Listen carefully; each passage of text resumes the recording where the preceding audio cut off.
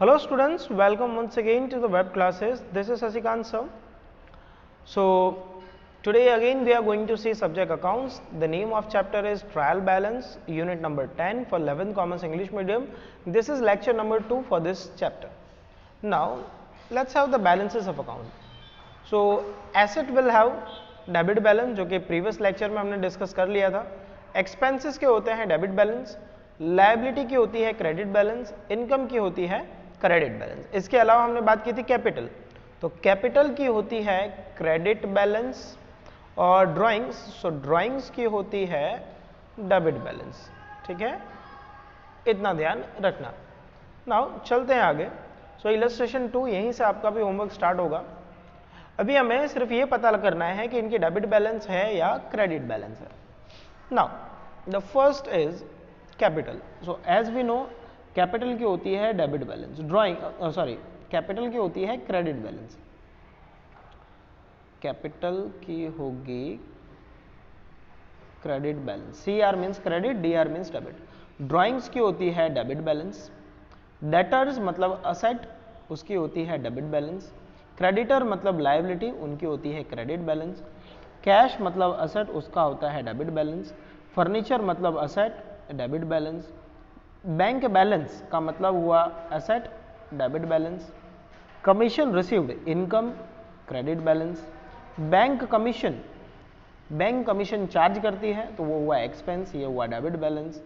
10% government securities, so government securities हमारा है asset क्योंकि गवर्नमेंट में आपने इन्वेस्ट किया है, तो वो होगा डेबिट बैलेंस.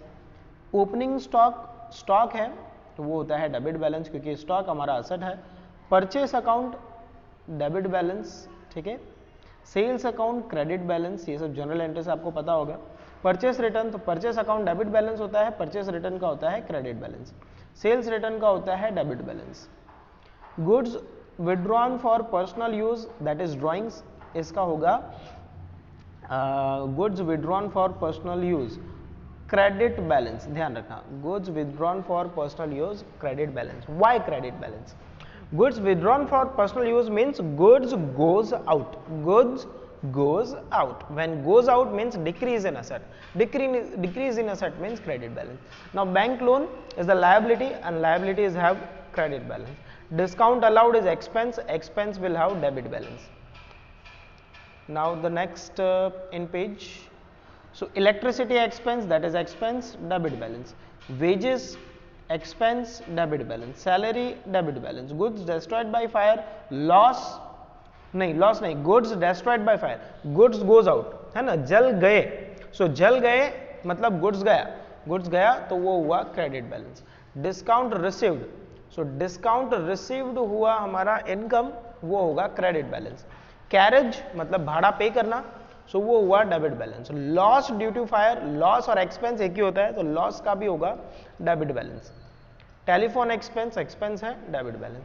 सो होपफुली आपको समझ में आ गया है कि कौन सा किसका क्या बैलेंस होता है.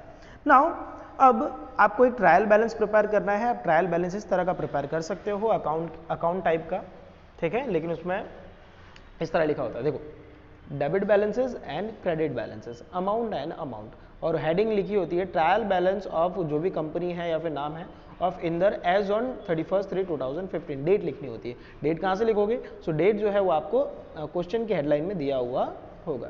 नाउ करना क्या है, तो जो क्रेडिट वाली अमाउंट है वो क्रेडिट में और डेबिट वाली अमाउंट जो है वो डेबिट में लिखते जाना है. तो यहाँ हमने मार्क तो कर ही दिया है, जैसे कैपिटल आपको क्रेडिट में मिलेगा, ड्राइंग डेबिट में मिलेगा, डेटर डेबिट में मिलेगा और क्रेडिटर क्रेडिट में मिलेगा. चेक कर लीजिए.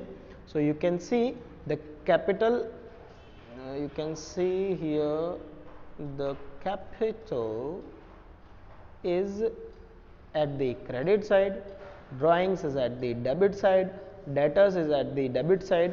ठीक है, जैसा हमने डिस्कस किया था, कैश डेबिट में है, फर्नीचर डेबिट में है, बैंक डेबिट में है, बैंक कमीशन डेबिट में, इसी तरह से क्रेडिटर यहाँ पर क्रेडिट में है, कमीशन रिसीव्ड इनकम है वो क्रेडिट में है, goods destroyed by fire, goods गए तो वो क्रेडिट में है. होपफुली आपको समझ में आ गया होगा. तो वहाँ से डेबिट क्रेडिट लिखने के बाद आपको बस यहाँ पर बैलेंसेस लिखते जाना है एक एक, और सभी बैलेंस लिखने के बाद में हमें करना है इनका टोटल. क्या करना है? टोटल. अब मुझे लगता है कि ये मुझे एक्सप्लेन करने की ज़रूरत नहीं है. जब आप इनका टोटल करोगे तो दोनों साइड का टोटल इक्वल आना चाहिए। तो इक्वल आ गया तो आपका आंसर करेक्ट है। सो होपफुली ये आपको समझ में आ गया होगा। नाउ आपका होमवर्क है इलस्ट्रेशन 1, तो आपका होमवर्क में नहीं है, एलिमिनेट कर दो। Illustration 2 and 3 and some number 4 and 5 from exercise.